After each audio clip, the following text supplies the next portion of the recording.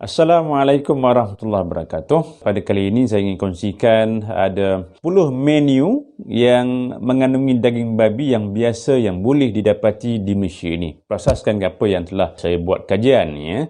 Sesungguhnya yang halal itu jelas dan yang haram itu juga jelas. Bagaimanapun di antara keduanya terdapat perkara yang tidak jelas, yang syubhah, yang mana ramai orang yang tidak mengetahuinya. Ada 10 menu yang ingin saya kongsikan. Semua orang tahu bahawa dalam Islam ni Allah telah mengharamkan daging babi ini dalam surah Al-Ma'idah ayat 3 yang mana Allah sebutkan hurrimat 'alaikumul maitatu waddamu walahmul khinzir. Allah telah mengharamkan ke atas kita ini yang pertama adalah mait sebangkai dan juga waddamu dan juga darah, termasuklah Allah sebutkan damu khinzir, daging babi ini. Cuma bagaimana kita nak mengetahui dari sudut tulisan, dari sudut menu yang ditulis, kebiasaannya yang ditulis dalam restoran atau juga ke dalam produk dan juga sebagainya. Menu yang pertama yang akan ditulis semua orang tahu tentang pork. Pork ini adalah yang paling kerap digunakan dalam menu dan juga mudah untuk kita cari di restoran-restoran di Malaysia ini. Kalau restoran yang taklah dia akan tulis sebagai pork meat dan juga daging babi ini ya. Yang ni rasa memang senang untuk kita tahu bila ada tulisan pork, P-O-R-K, pork inilah daging babi ya. Itu yang pertama.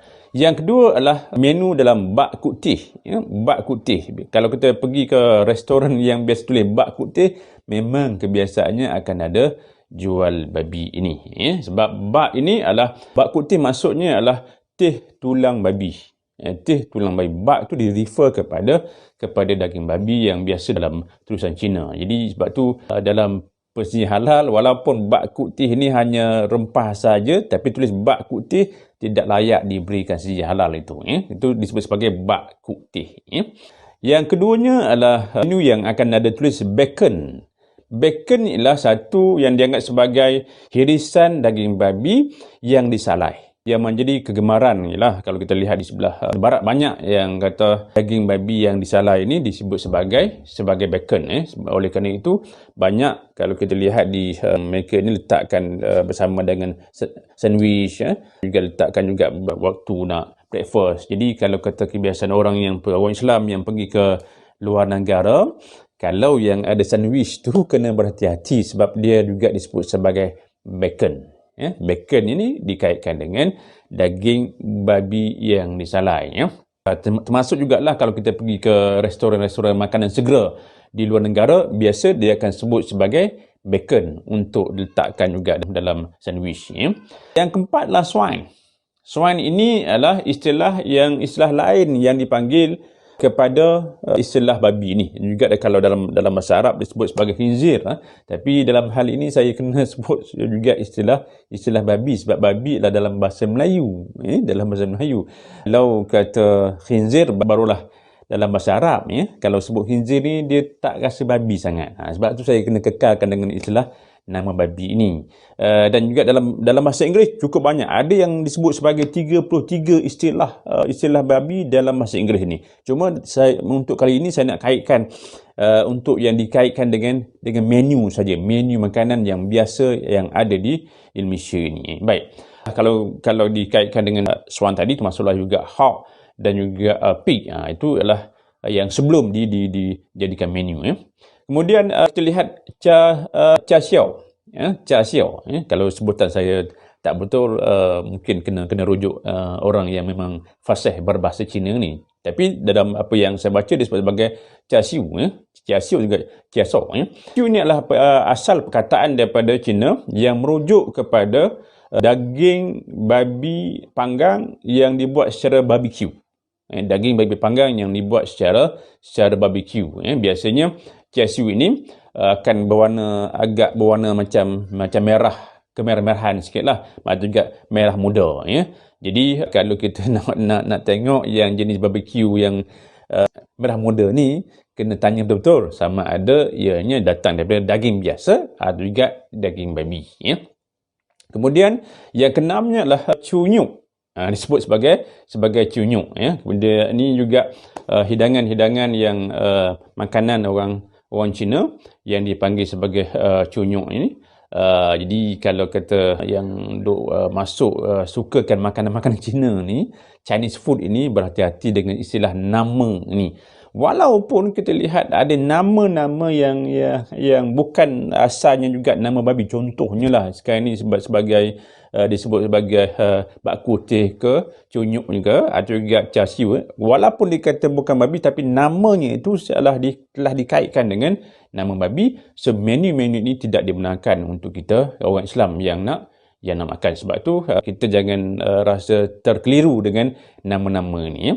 Baik, yang ke-7 ialah disebut sebagai yakibuta. Ya, yakibuta inilah adalah istilah potongan daging babi dalam istilah bahasa Jepun yang biasanya juga digunakan bersama dengan ramen. Ya, itu disebut sebagai yakibuta. Ya, oleh kerana itu, kita yang biasa duk pergi berkunjung ke restoran Jepun kena berhati-hatilah. Ya, baik.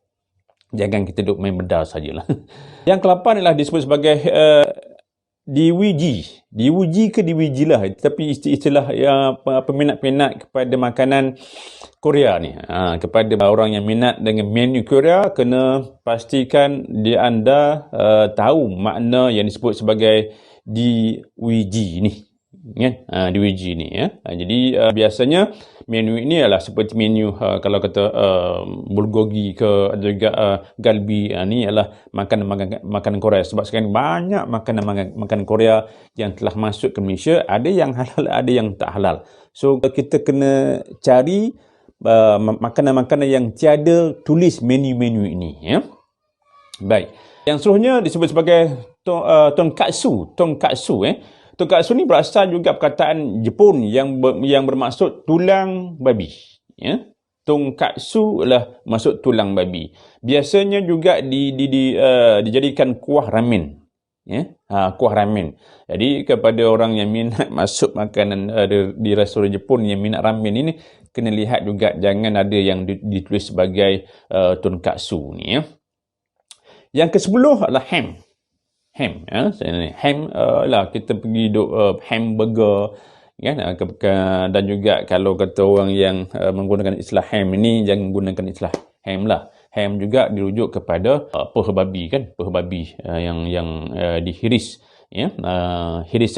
Hirisan dengan daging babi ini yang kebiasaannya diambil lah daripada bentuk peha ni, ya. So dalam hal ini kita kena tahu istilah daging babi ini, istilah yang banyak digunakan dalam menu. Itu belum lagi kita bincang istilah-istilah daging babi dalam perubatan, dalam kosmetik, yang itu kita akan untuk siri-siri yang lain. Ini hanya untuk fokus kepada menu-menu yang mengandungi menu daging babi dalam makanan. Oleh kerana itu, kita sebagai seorang pengguna yang minat nak makan harus boleh. Cuma kita kena ketahuilah bahawa istilah-istilah yang dikaitkan dengan babi ini, juga yang paling utama, carilah yang ada logo halal. Yang ada logo halal itulah yang seharusnya kita kena masuk, kita kena makan. Yang lain kalau kata was-was, tinggalkan. Apatah lagi dengan nama-nama ini.